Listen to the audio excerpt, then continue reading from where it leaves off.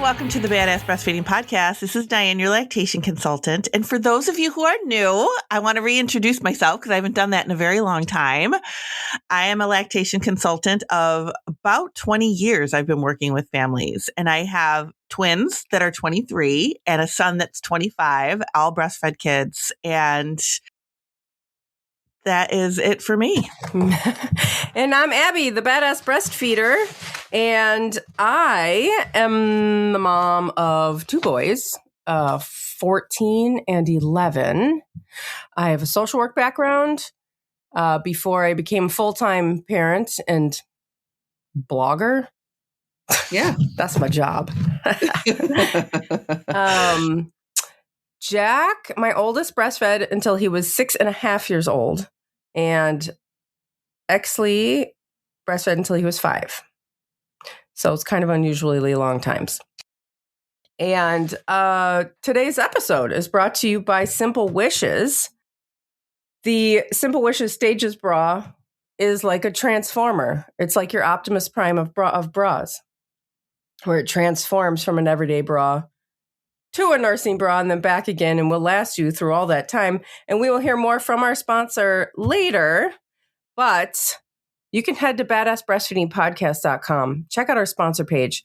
If you ever need anything, see if you can give them any of your business because they make this podcast possible. And while you're there, scroll down, enter your email address, and we will send episodes straight to your inbox every week. And we are on Patreon and have major changes that we are announcing. We have brought back our Revolution Parenting podcast. The podcast created to bring kinder and more compassionate adults into the world. We believe that this starts at home with how we parent our children. We talk about child development, discipline, boundaries, attachment parenting, and so much more. The only place to access this podcast is on our Patreon. We have 2 tiers now, and each tier has multiple benefits, including a goodie bag of Thank You for Nursing in Public cards and podcast stickers sent to your home every month. Head to the top link in the show notes under this episode, wherever you're listening from, and you can pick a tier there and join us. And we are still hosting our ongoing giveaway for people who leave reviews around the internet, like iTunes, Spotify, or whatever you're listening on. Leave a review, take a screenshot, and send it along with your address to badassbreastfeedingpodcast@gmail.com. And we will send you one of those goodie bags of Thank You for Nursing in Public cards and podcast stickers. If you can't leave a review, then go ahead and share the podcast on your social media and send a screenshot of that. I am also hustling for breastfeeding photos. I like to share breastfeeding photos on my social media. So if you can send them along to badassbreastfeedingpodcast@gmail.com, I would love to share them. If you would like to write something with your photo, that'd be great. If not, no worries, just send the photo. And I believe that's all for my rant. Is that all from you? I think Dianne is our review of the week. I do. And we probably should have read this one in the summer, but it's summer for somebody right now. So that's true. We'll read it now. Yes. Hello, ladies. First, I just wanted to thank you for this podcast. I appreciate how educational and entertaining y'all are. I enjoy listening to the podcast every week. I started listening to you pregnant with my first baby, and now we are 9 weeks into our breastfeeding journey. It's been a roller coaster of emotions, and it's encouraging to know that I'm not the only one. My question is, do you have any tips to stay hydrated, especially during the summer? I find it hard to make sure I am drinking enough water and staying hydrated. Often I find myself getting a headache and then I remember, I haven't drank enough water today. I remember you saying drink to thirst, and I do that, but sometimes I just get busy and forget. I think I'll drink water when I go downstairs, and then it's too late. I recall the episode about all the breastfeeding products and how much they're gimmicky and don't actually work. Also not looking for expensive pee, as my husband says. Is there any hydration supplement that is actually helpful? Thank you so much. So I remember responding to her. Oh, did you? Good. Yeah. What did you respond with? I said to stay away from these products that I don't really understand them anyway. Like Anyway, I thought that it would be maybe a better idea to have a water bottle in a couple of different rooms and set an alarm on your phone. There are actually water drinking reminder apps. Oh, where you can have that's an app I can get behind. That it'll just ding. Because if you I don't know about you, but for my phone, if I set an alarm, I have to go in and individually set an alarm for every 30 minutes or something. Yeah. But these water apps will be how often would you like a reminder? And you can say every 30 minutes. And then it'll ding every 30 minutes. And, wherever you are, you could just, if you have water around the house, then wherever you are, you can take a sip. And if you forget, if it beeps while your baby's crying or you're in the middle of something, then it'll go off in another 30 minutes. So forgetting doesn't turn into 4 hours of not drinking water or longer, which is usually, I'm with you, girlfriend. I don't drink enough water at all. I've been getting better about it in the last week or so. It's been kind of like a New Year's thing. Last week? Yeah. Okay, good. I got a new water bottle. So I was see, that always helps too, to have a fun little thing to drink out of. Get a couple new water bottles. And I swear, put them in put one, where do you go? You go in your living room, you go in your kitchen, you go in your bedroom. If there's places that you're walking around, if you're upstairs and downstairs, have one upstairs. So you're not having to go, just have them in multiple rooms and you can refresh the water, each morning or whatever. But I don't know. That's my advice. Yeah, no, that's a good idea. But I want everybody to know that staying hydrated is super important. We don't want you to get dehydrated. But drinking water does not have anything to do with your milk supply. Yeah. So I want everybody to remember that if you forget to drink that day, you might end up with a headache, like she said, but your milk supply will be just fine. So don't correlate the two because they don't go together. But there is ways, like Abby said, that you can drink enough water. So, and you don't need to put anything special in it either. Like she was saying, do I need to add these things to it? And you absolutely don't. They are kind of gimmicky. I have a friend who adds those packets that'll add electrolytes and stuff like that to your water. Yes. They're expensive. They're $20 for 18 or 15 of them or something like that. And it's and I went through that where I was trying to find an electrolyte that I liked, and I bought all different kinds, and I just think they're so disgusting. I can't even think about those anymore without feeling nauseous because I don't know. I don't like them, and I don't know. I think that you can just have water. Yeah, just drink your water, just plain. Isn't it salt? Put some salt on your eggs or something. I don't know. I can't. Very watery fruit. Eat some watermelon. Yeah. It's hard to. It can be hard to get it all in, but definitely worth it if you can. Do the little tricks that Abby said. Those were some great ideas. So. Oh, yeah. I do have a couple of comments from Spotify. Oh, awesome. Because we found out that we can read the comments on Spotify. And a couple came in on the same episode, the colostrum episode, I think is what it says. Anyway, the first comment is, my daughter had jaundice when she was born, but it was slightly more serious because I had an Rh negative pregnancy. It was so traumatizing to navigate as a first-time mom. I was directly feeding my baby and was instructed to express milk between feeds and cup feeder. That was so difficult to do because my real milk only came in 3 to 4 days after she was born. So I had to express colostrum into a cup and cup feed colostrum. We are now at 18 months of breastfeeding. So grateful we pushed through that. Wow. Good for her. Yeah. And then this is another, we were having a conversation in an episode about allergies. And this woman says about the peanut butter ban. She says, I stay in Germany and my kindergarten child is not allowed to bring any nuts, be it peanuts, cashews, walnuts, almonds, hazelnuts, nothing. I know it's preventative just in case some child comes in with an unknown allergy. But the funny thing is, we are a small village community. Our children play together at the playground, share snacks like raw nuts and nut bars. None of the parents have noticed any nut allergies, so nobody knows who we are protecting. And this is where I feel like it gets dangerous for like when we have these general sweeping bans and we don't know who we're protecting and we don't know exactly how to do it, because it's just like, don't bring nuts. Okay. Except like she said, like you're sharing snacks at the park and people who are like anaphylactic to nuts, like I think even if a surface has had nuts on it, right. You know, like it's not just like, oh, you know, like it's not enough. It's not safe enough for somebody who would have like a severe allergy.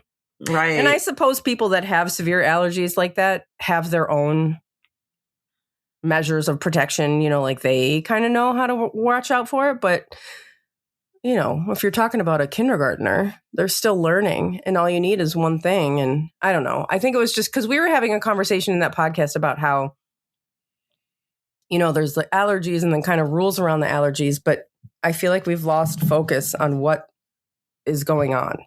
Yeah, I think you're right. I agree. Anyway, so those are the two comments. Thanks for the comments. And if you're listening on Spotify, you can leave them there and we can read them. And yeah. Now we know. Now we know that they're there. Yeah. So this episode today came from I got tagged the Badass Breastfeeder Facebook page. Jeez. Oh, I wanted to say her name. Is her name in this screenshot that I took? Oh, no, it's not.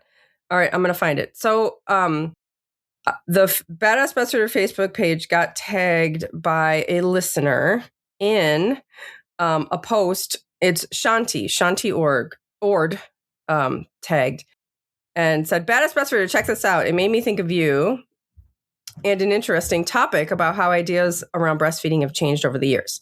And she shared it's a post from Breastfeeding Basics, I actually know. It's Ann Smith. She's IBCLC. I know her. If you go to breastfeedingbasics.com, I used to write blog posts for her. Oh, cool. I have some blogs over there. And she's great. She's got, you know, good information, but she shared this post of this old from 1968 discharge papers in breastfeeding information. And so, yeah, I sent it to Dianne and I was like, this is actually a pretty fun idea.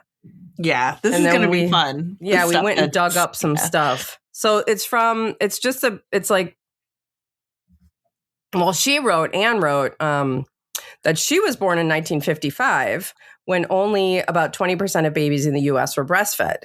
Like most babies back then, she herself was formula fed. She says, I grew up and had 6 babies. 2 were born in the 70s, 2 in the 80s, and 2 in the 90s. I nursed all 6 of my babies. I fell in love with breastfeeding and wanted to help other moms, so I became an IBCLC or a La Leche League leader in 1978 and an IBCLC in 1990. I've seen a lot of changes in breastfeeding trends over the years. Here's some info about how breastfeeding rates in the U.S. have evolved over the decades. So she has these stats. I don't know where they came from, but she says in the 70s, about 25% of babies were breastfed. In the 80s, about 50%. These are initiation rates. In the 90s, went up to about 65%, and in the year 2000 until today, rates keep climbing, and now about 80% of babies are initiated breastfeeding. Over the decades, there have been so many changes, and this in the instruction sheet in 1968. How do I get it bigger? It says, okay. So the first is first of all, they're instructions. And so it says, babies are on display at the nursery window from 2:30 to 3:30 p.m. and 7 to 7:45 p.m. Please do not ask to see your baby at any other time. Oh my God. Number 2. That's insane. Baby will come to mother for feeding 9 to 10 a.m., 1 to 2 p.m., 5:30 to 6:30 p.m., and 9 to 10 p.m. No visitor is allowed on the floor or in the room during nursing periods, including the father. Oh. Do not smoke while the baby is in the room. That's better than the other one we're going to read. But this is 1968, so this is probably the latest of all the things that we are going to talk about. Yeah. So by now we're like, smoking's not that great. Do not allow visitors to sit on your bed. The bed linen must be clean for the baby. Do not cover your baby with your linen. Okay, we knew not to do that, so that's good. During the first 24 hours, allow baby to nurse 5 minutes only. On second and third days, allow baby to nurse approximately 7 minutes. On the fourth and fifth days, allow baby to nurse approximately 10 to 15 minutes. If the baby nurses longer, it may cause the nipple to become sore. That's underlined. That's why I yelled. Do not eat, all caps, do not eat chocolate candy, raw apples, cabbage, nuts, strawberries, cherries, onions, or green coconut cake.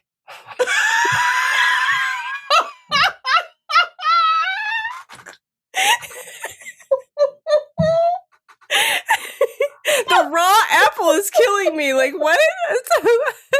Do we eat? Don't eat it raw, just cooked. Like, I know we cook apples sometimes, but like, not really. Okay. It says nurse will bring prepared formula ready to give.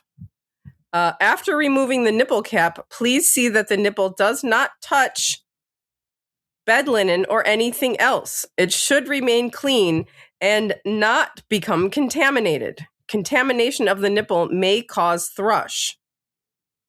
And then it says, please cooperate. Thank you. It doesn't say, it says Cabarrus Memorial Hospital. I don't know where, it doesn't say like a state or anything. Oh my But God, yeah. I'm like crying over here. I know. Hey, and listen, like, I know for a lot of people, especially if you're like young, maybe you're in your 20s, you just had a baby. 1968 sounds like a different time. Yeah. But like, my husband was born in 1968. Yeah, my sisters were born in that. Like, the era. people are like, that is just like, people born during that time are just like, middle-aged people walking around now. Like, it really wasn't that long ago. Right. I gotta blow my nose because I'm crying. Raw apple? That's hilarious. Green coconut cake. Green coconut cake. Apparently that was like a popular thing if we got a warrant against it. Also, ew.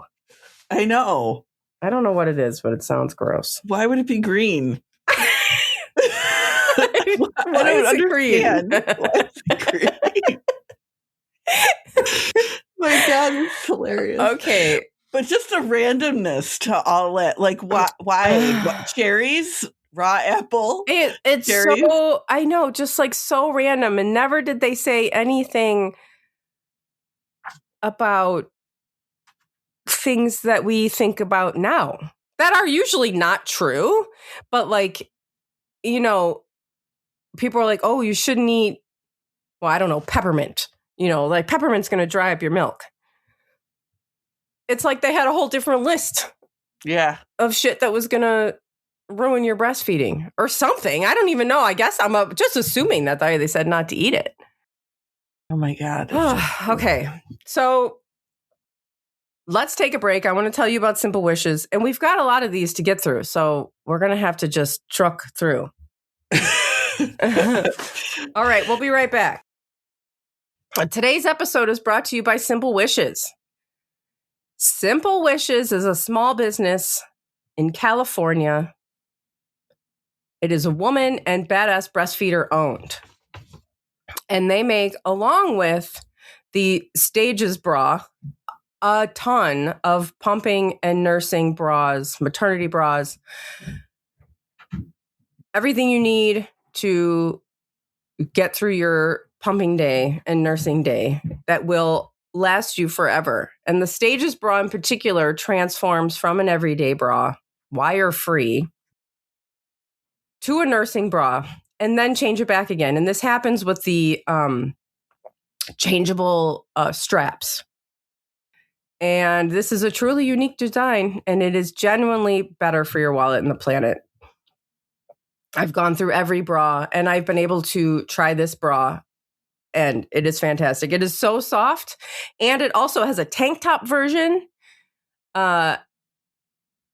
And it is so much better than all of the other bras that you will pull off the rack at Target that will not last, that will stretch out, that will just become unsupportive and frayed at the edges and are not that soft to begin with. This is a patent-protected design. It's one bra that transitions with you through every stage. And they have invested a lot of time in bringing this bra to you because those tariffs really threw them for a loop.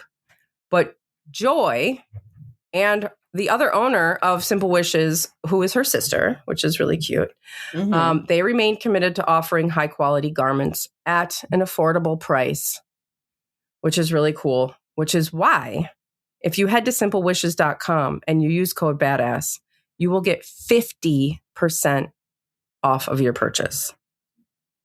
So you got to hit that website, simplewishes.com, code BADASS, 50% off anything there. And today's sponsor and the promo codes can be found in the show notes under this episode, wherever you're listening from. You can also head to Badass Breastfeeding Podcast, where you'll find all of our other episodes, our favorite resources page, and information about scheduling your very own one-on-one online lactation consultation with Dianne, who will not tell you to not eat raw apples. No, I won't tell you that. Or green coconut cake. Or green coconut cake. Yeah. Go ahead. Knock yourself out with that green cake.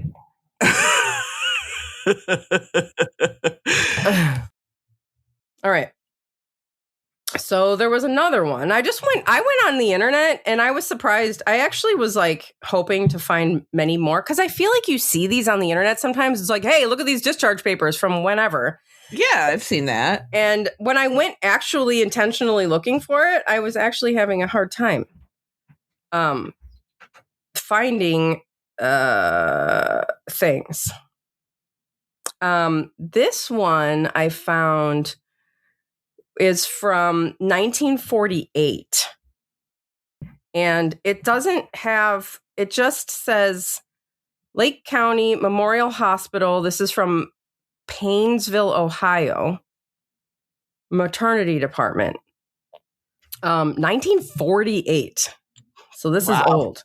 Yeah, that one's old. And it just says your discharge instructions are to feed formula. There are no breastfeeding instructions. It's, 17 ounces of boiled water, boil for 20 minutes, let it sit, then add 2 level tablespoons of Caro syrup, 7 ounces of carnation evaporated milk. Stir well and pour this formula into 6 bottles of 3 ounces each.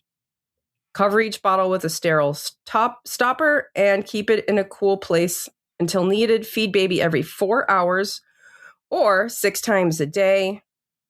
Feed at 2, 6, 10 a.m. and then 2, 6, and 10 p.m. So that's what you got in the 40s. I mean, I feel like this is a time around this time, I could be wrong, but where I feel like breastfeeding was pretty much like not a thing. Yeah, like not a thing. Like it had almost been eradicated in America. Yeah. It was just, and we didn't even have this is just not even formula. No, this how did we survive? I know. On evaporated milk and syrup.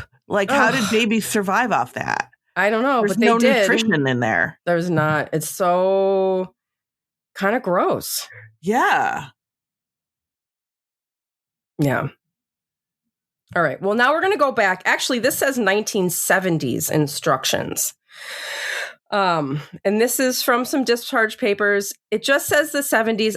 It's gotten to the point up until now. Well, that's not true. Some of it was handwritten. This is definitely, you can see like maybe like printers or a thing. Okay. This is the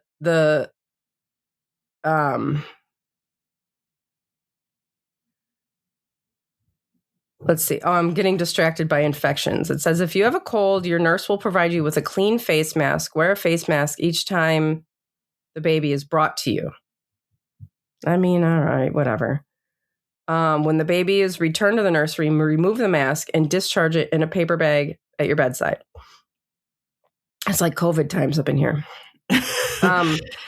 So feeding the baby, unless your baby requires an incubator, your baby will be brought to you to feed at approximately 5:30 a.m., 9:30 a.m., 1:20 p.m., and 5:30 p.m. and 9:30 p.m. If your baby is 6 pounds or under in weight, you will feed approximately every 3 hours. And then they list the times. Both breast and bottle-fed babies will be brought to you for feeding approximately 6 hours after birth. We ask your cooperation in preparing for the feeding hours. Okay, here's a list. A, turn your TV off. Your baby needs your full attention. Complete all of your phone calls.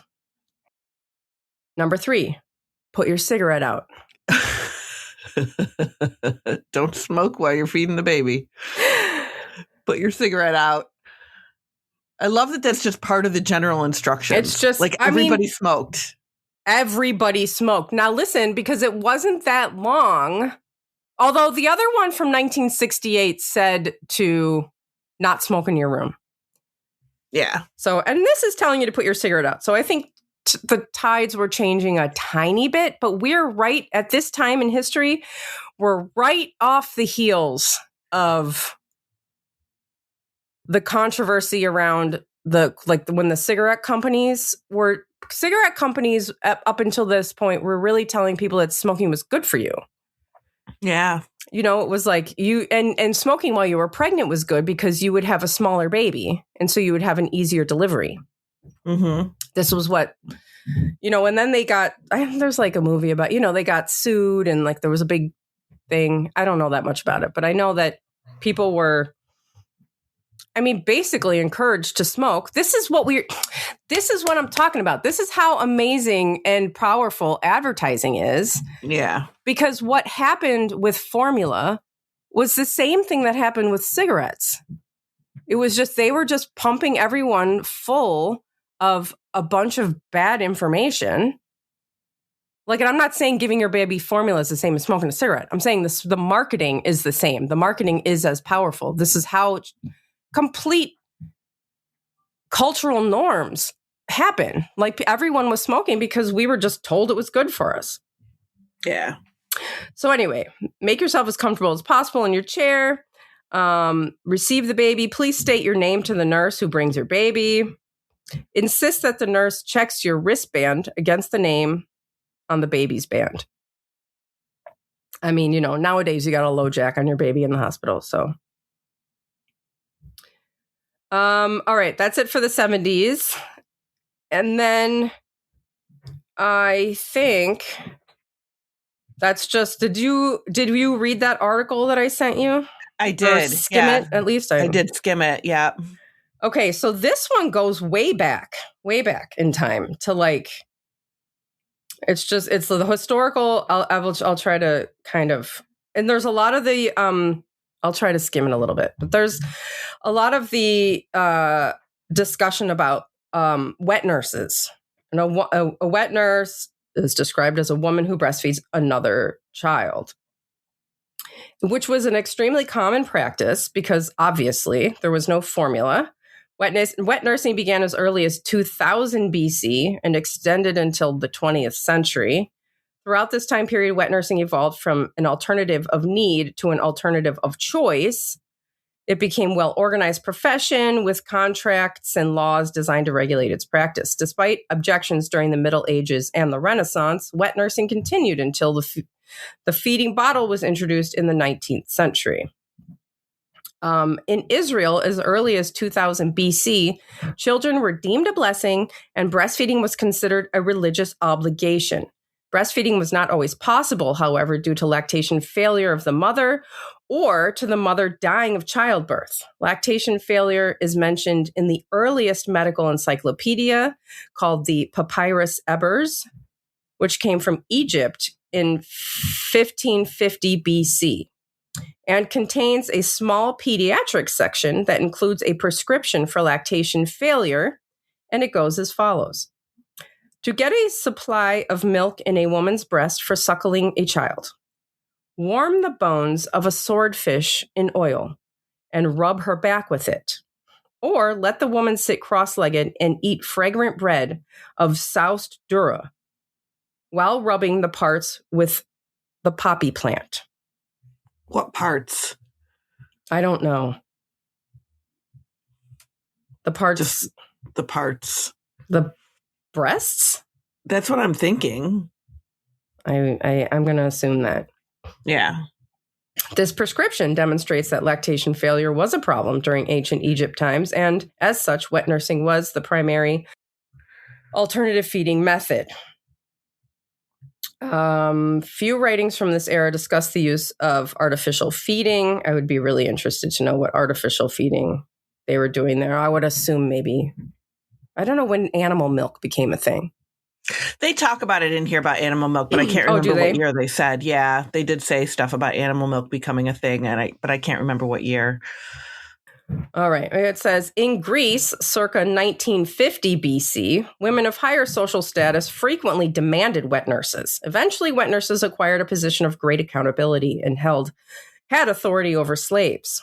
The Bible also notes several examples of wet nurses, perhaps the most famous being the woman hired by Pharaoh's daughter to nurse Moses when she found him in the bulrushes. At the height of the Roman Empire, 300 BC to 400 AD, written contracts were formed with wet nurses to feed abandoned infants. The infants were usually unwanted females thrown into rubbish piles. The wealthy purchased the infant as an inexpensive slave for future use, and the wet nurses, who were slaves themselves, fed the infant for up to 3 years. Contracts provided a detailed account of the wet nursing service, including duration of breastfeeding, clothing, supplies, lamp oil, and payment for service. Okay. So interesting. It really is. And I guess we've been hating the little female babies for a long time. And slavery. Yeah, that's something that hasn't, geez. From approximately 100 AD to 400 AD, medical authors listed qualifications for a wet nurse. For example, Sonorus of Ephesus composed an obstetrical and gynecological treatise of 23 chapters that provided a model for infant feeding. They use the fingernail test for assessing the quality and consistency of breast milk. So we've been questioning that for a long time, too. When a drop of breast milk was placed on a fingernail and the finger moved, the milk was not supposed to be so watery that it ran over the surface of the nail. When the fingernail was turned downward, the milk was not to be thick enough to cling to the nail. The consistency of the milk should range between the two extremes. Okay. Wow. Yeah. It says his criteria was used for the next 1,500 years to determine breast milk quality. Wow. Yeah. Writings from the Middle Ages also outline specific qualities and duties of the wet nurse. Between 1200 AD and 1250 AD, Bartholomew Anglicus, a Franciscan friar, listed some of these qualifications and duties in his references regarding wet nursing. It says, a nurse rejoices with a boy when it rejoices and weeps with him when he weeps, just like a mother. She picks him up when he falls, gives a little one milk when he cries, kisses him as he lies, holds him tight and gathers him up when he sprawls, washes and cleans the little one when he makes a mess of himself. All right. So you're supposed to love this baby that you're nursing, I guess. What's the point of that? Yeah, I think so. The first objections to wet nursing appear in this same era. During the Middle Ages, society regarded childhood as a special time of fragility and vulnerability. Breast milk was deemed to possess magical qualities, and it was believed that breast milk could transmit both physical and psychological characteristics of the wet nurse. The belief resulted in protests against the hiring of women for wet nursing, and once again, a mother nursing her own child was valued as a saintly duty. Throughout the Renaissance period, wet nursing remained the best alternative for infants whose mothers could not breastfeed. However, just as in the Middle Ages, society during the Renaissance period displayed a widespread disapproval of wet nursing and a preference for mothers breastfeeding their own children. I mean, I could go on and on. This is a really long article.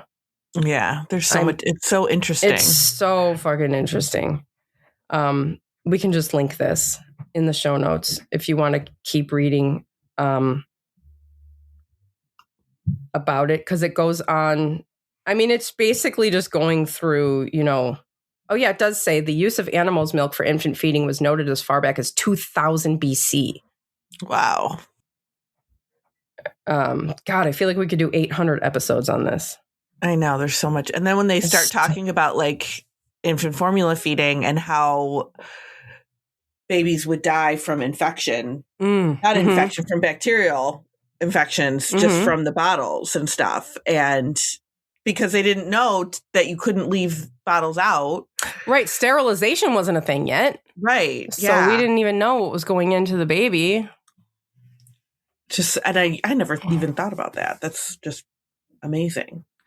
And, it's like when we were talking about how funny some of the things in 1968 were and how that wasn't even that long ago. Like in 50 years, people are going to read stuff, maybe listen to our podcast and be like, oh my God, such idiots. No.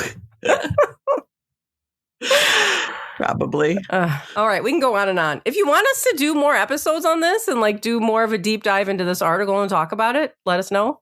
Because I'd be interested in doing that. That'd be cool. I know, it would be cool. But we're out of time. So thanks for listening. Thank you. Bye. Bye.